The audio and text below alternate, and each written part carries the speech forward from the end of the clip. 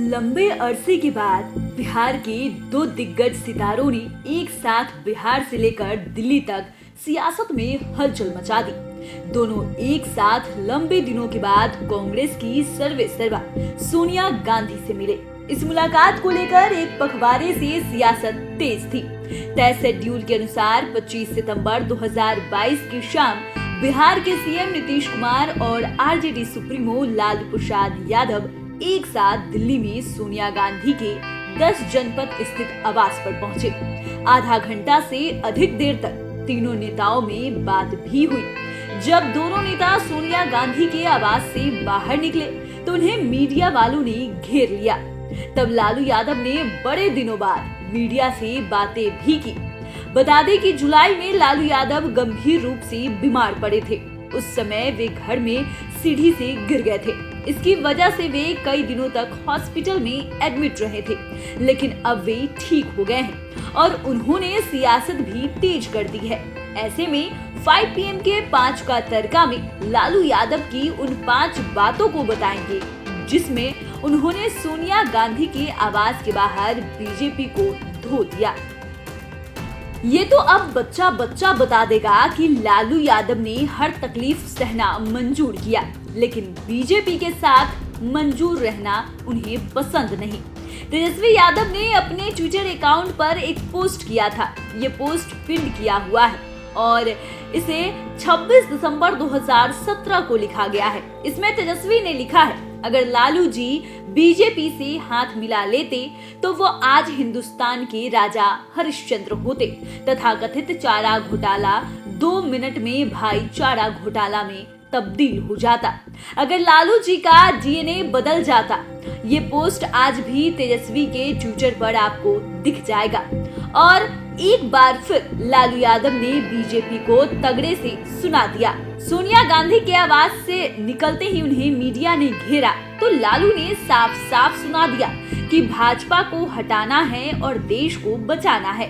2024 के चुनाव में भाजपा को उखाड़ फेंकना है।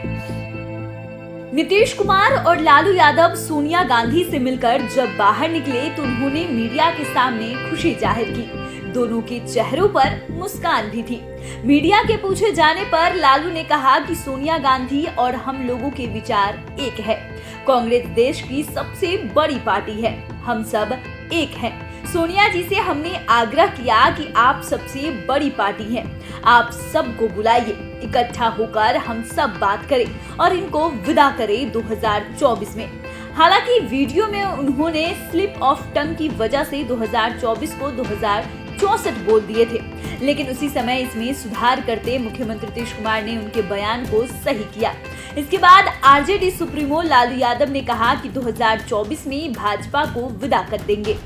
बता दें कि 1990 में पहली बार जब बिहार में लालू यादव मुख्यमंत्री बने थे तब बीजेपी ने ही सरकार बनाने में सहयोग किया था।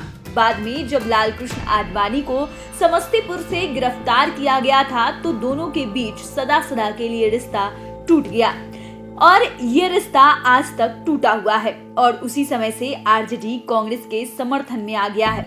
बता दें कि जब विदेशी होने के लेकर सोनिया गांधी पर बीजेपी हमलावर थी तब लालू यादव एकमात्र नेता थे जो सोनिया गांधी के समर्थन में खुलकर आए थे और यही कारण रहा कि कांग्रेस के कार्यकाल में लालू केंद्र में रेल मंत्री भी बने थे। लालू यादव ने बीजेपी के खिलाफ कड़ा तेवर अपनाते हुए ये भी कहा कि देश तानाशाही की तरफ बढ़ रहा है। वे कम शब्दों में ही बिना नाम लिए ही देश की जांच एजेंसियों पर हमला किया। उन्होंने कहा कि बीजेपी के इशारे पर विरोधियों को टारगेट किया जा रहा है, विपक्ष के नेताओं को जेल में भरा जा रहा है। दरअसल पिछले कई माह से देश में सीबीआई, ईडी और आईटी की छापेमारी बढ़ गई है। ये सारी छापेमारी विरोधी नेताओं के ठिकानों पर हो रही है। यहाँ तक कि लालू यादव के हनुमान कहे जाने वाले भोला यादव भी अभी जेल में हैं। उन्हें IRCTC मामले में गिरफ्तार किया गया था। इतना ही नहीं, बिहार में जिस दिन महागठबंधन की सरकार को बहुमत साबित करना था उस दिन सुबह से ही आरजेडी के लगभग आधा दर्जन बड़े नेताओं के ठिकानों पर जांच एजेंसियों की रेड पड़ी थी। इसमें आरजेडी के कई MP, MLA समेत कई पूर्व सांसद भी शामिल थे। इसी को लेकर लालू यादव ने कहा कि देश में तानाशाही की हवा हो रही है, किसी का काम नहीं हो रहा है और उल्टे विरोधी नेताओं को जेल भेज दिया जा रहा है। जब पूरे देश में बीजेपी की ओर से ऑपरेशन लोटस चल रहा था, ताजा मामला महाराष्ट्र का था। महाराष्ट्र में उद्धव ठाकरे की सरकार चली गई थी। बीजेपी के समर्थन से एकनाथ शिंदे गुट की सरकार बन गई थी। कुछ ऐसे ही साजिश बिहार में भी चल रही थी। आरसीपी सिंह जदयू पार्टी में एकनाथ शिंदे की राह पर चल पड़े थे, लेकिन नीतीश कुमार ने इसे भांप लिया और सबसे पहले आरसीपी सिंह को पार्टी से बाहर का रास्ता दिखाया। इसके बाद वे बीजेपी से खुद अलग हो गए। बिहार में बीजेपी की सरकार गिर गई और महागठबंधन की सरकार बन गई। सीएम की कुर्सी पर नीतीश कुमार ही मौजूद रहे, लेकिन डिप्टी सीएम की कुर्सी पर लालू यादव के बेटे तेजस्वी यादव आ गए। बिहार में इस नए सियासी समीकरण का डंका पूरा देश में बजा। इसी को लेकर दिल्ली में लालू यादव ने कहा कि बीजेपी को नीतीश कुमार ने बिहार में सत्ता से हटा दिया है और बिहार का रिस्पांस पूरे देश में अच्छा मिला है। देश के सभी विरोधी नेता नीतीश कुमार के इस कदम से खुश हैं। अब इसी तरह पूरे देश से बीजेपी को विदा कर देना है। गरीबी, महंगाई और बेरोजगारी को लेकर भी लालू यादव ने बीजेपी को घेरा।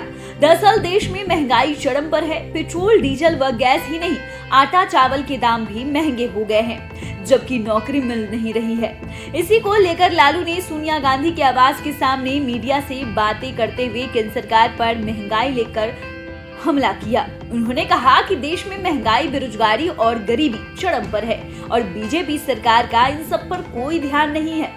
अब इसे संयोग ही कहें कि दिल्ली में लालू यादव महंगाई और गरीबी पर बोल रहे थे और उस दिन हरियाणा में तेजस्वी यादव ने भी महंगाई पर बीजेपी को धोकर रख दिया।